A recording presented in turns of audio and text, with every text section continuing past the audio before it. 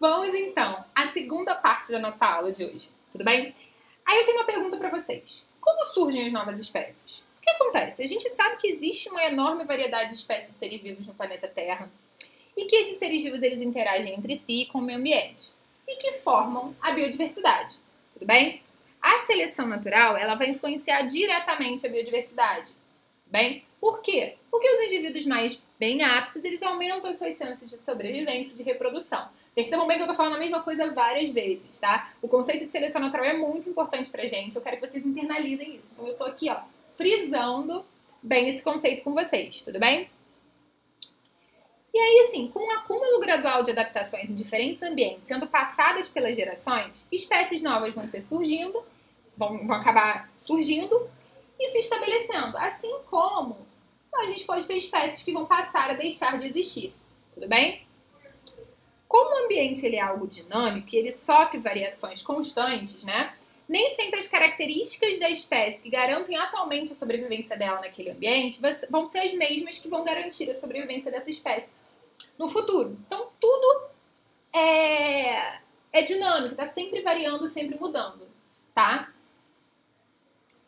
A biodiversidade que a gente tem atualmente, ela é atribuída ao processo de seleção natural e ela não acontece de maneira rápida, tá?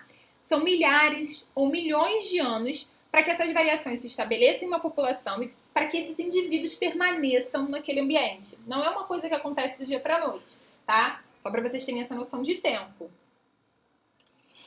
E aí, para a gente entender melhor esse conceito, né, isso que a gente está conversando, de como surgem as novas espécies, a gente precisa entender a diferença entre espécie, tá? Que é o quê? Espécie é o seguinte: uma espécie de ser vivo, ela é formada por indivíduos que são semelhantes e que se reproduzem em condições naturais e que geram descendentes férteis. O que eu quero dizer com isso? Se ele vai gerar descendente fértil, quer dizer que esse descendente dele também pode dar continuidade à espécie, ou seja, ele também pode reproduzir e gerar descendentes férteis e assim sucessivamente, tá? Então, uma espécie de ser vivo, ela é formada por indivíduos que são semelhantes e que se reproduzem de maneira natural e que geram descendentes férteis, permitindo a continuidade ali daquela espécie, beleza?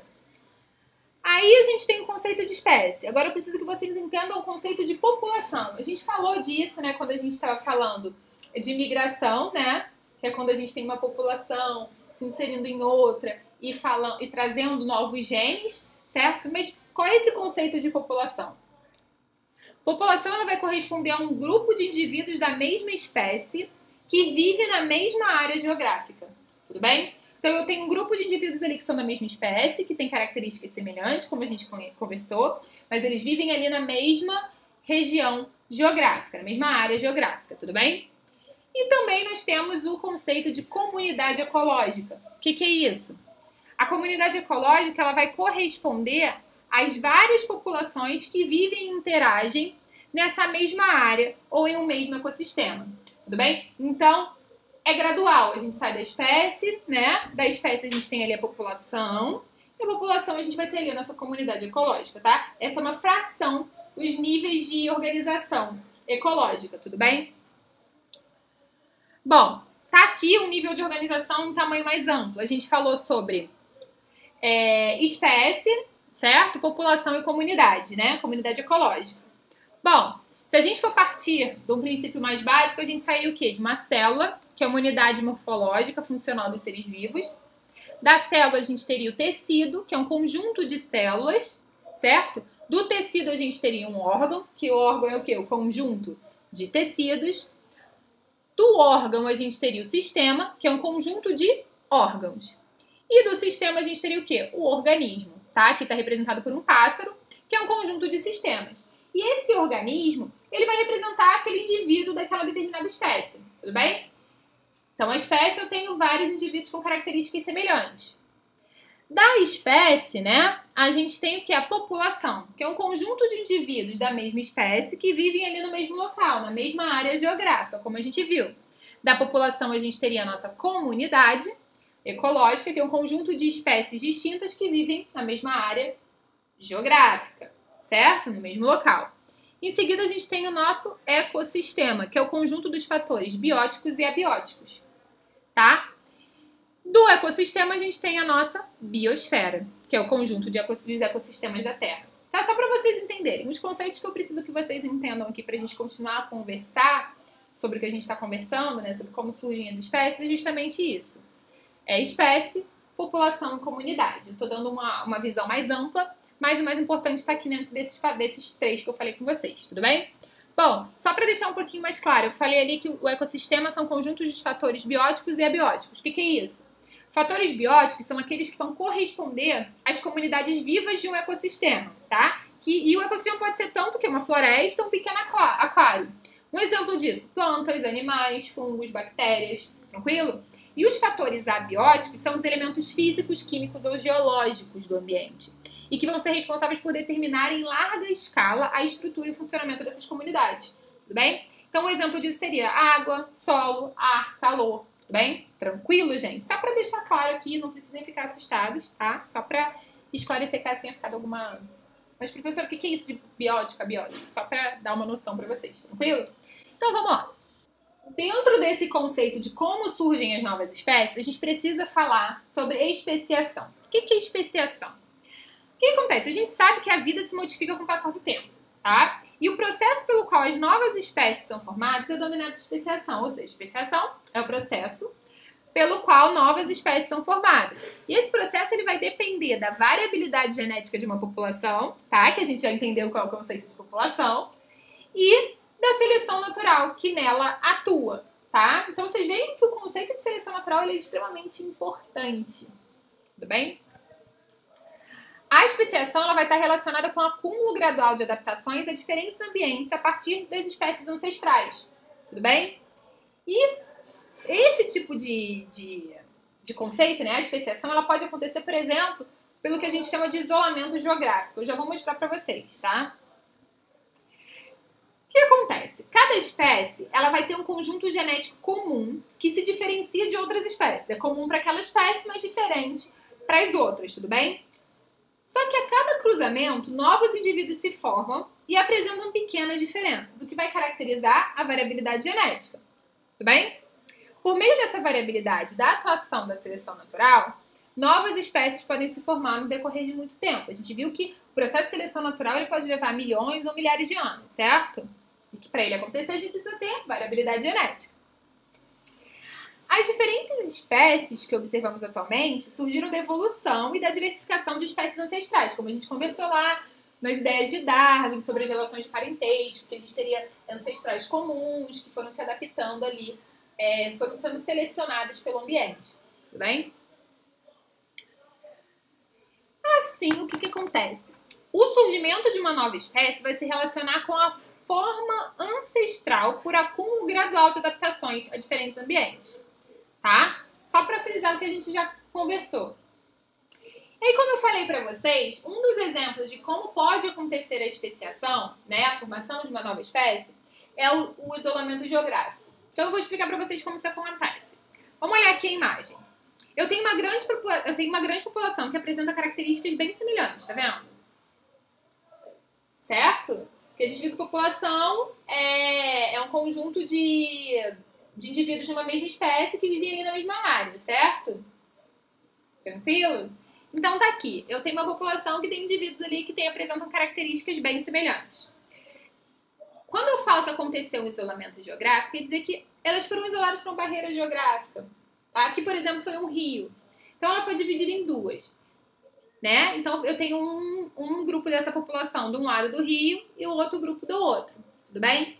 Com o passar do tempo, vão surgindo mudanças genéticas que vão levar ao aparecimento de indivíduos com características diferentes das iniciais. Vão acontecendo mutações ali que vão alterando o DNA e que vão gerando novas características. E essas características podem ser maléficas ou benéficas, como a gente conversou. Tudo bem? Bom, tá vendo? Por exemplo, vocês podem observar aqui, nessa segunda imagem, eu tenho aqui, ó, diferentes tipos de características aqui, ó, tá vendo? Eu tenho uma orelhinha maior, uma anteninha, tenho um marrom, tenho um mais peludinho, tranquilo? Então, o que acontece? Essas características, elas vão sofrer a ação da seleção natural.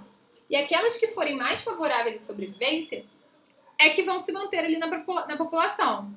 Então, o que acontece? A gente tem dois ambientes aqui diferentes. Nesse ambiente aqui, os indivíduos que são mais resistentes ao frio, eles vão estar mais bem adaptados, tá? E eles vão ser selecionados positivamente ali, né? Vão ser selecionados, vamos dizer assim, pelo ambiente, né? Porque eles têm características que o deixam mais aptos a essa região aqui. E eles vão sobreviver e vão deixar mais descendentes, tá vendo? Então, esse carinha aqui, que tem mais pelinho, ele é mais resistente ao frio. Então, a tendência é que ele sobreviva nessa região, tá? E do outro lado do rio, né? A gente já tem os indivíduos marrons como sendo os bem adaptados, né? Então, são eles que vão deixar mais descendentes. Por quê? O indivíduo branquinho aqui, ele chama mais a atenção dos predadores. Então, a tendência é que ele não consiga sobreviver por muito tempo. Já o indivíduo que é marrom, ele tende a se mesclar mais no ambiente. Então, ele sobreviveria melhor à ação de predadores. Tudo bem? Então, ele vai ter mais chance de sobrevivência e mais chance de deixar descendentes. Depois de um tempo, por mais que a barreira geográfica que existia ali, que separou essas populações, ela deixe de existir, né? Não tem mais barreira, tá vendo? Esses dois grupos, eles vão ser incapazes de cruzar entre si, porque eles já vão pertencer a vão ser novas espécies. Tudo bem? Então, isso é o que a gente chama de isolamento reprodutivo. Eu não tenho mais a barreira, mas eu formei duas espécies diferentes que não são mais capazes de reproduzir entre si, de cruzar entre si. Tranquilo, gente? Então, aqui eu gerei uma maneira que a gente tem de gerar novas espécies. Beleza? Assim como a gente viu como as espécies surgem, a gente precisa entender como as espécies desaparecem. Então, a gente viu o conceito de especiação, que explica como a gente tem a origem de novas espécies, que podem acontecer ali por isolamento geográfico, tá? E agora a gente vai entender como as espécies desaparecem, tudo bem? O que acontece? A biodiversidade que a gente tem hoje no nosso planeta, ela sofreu e ainda sofre muitas influências, tá? Então, tem alguns fatores que promovem o surgimento de novas espécies, mas há também fatores que vão promover o desaparecimento das espécies que a gente tem hoje em dia, as espécies existentes. Então, assim, os impactos da seleção natural podem ser tão intensos e seletivos a ponto de causar a extinção de vários seres vivos. Por outro lado, há também influências humanas que aceleram o processo de extinção. Então, a gente vai falar sobre isso. Acabei dando o nome aqui para vocês, né? O processo de desaparecimento. E para entender isso, a gente vai falar sobre extinção, tá? Então, como eu dei um spoiler para vocês lá atrás, extinção vai ser o processo de desaparecimento de uma espécie, tudo bem? E ele pode ser causado por fatores naturais, como, por exemplo, competição ou alterações graduais nos ambientes, que vai impactar diretamente na seleção natural.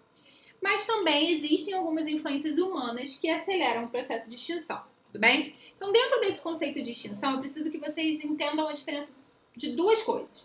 A gente tem o que a gente chama de extinção global. O que é isso? É quando uma espécie ela desaparece do planeta. Isso pode ser um evento natural ou resultado de interferências humanas diretamente sobre ela ou em seu habitat, tá?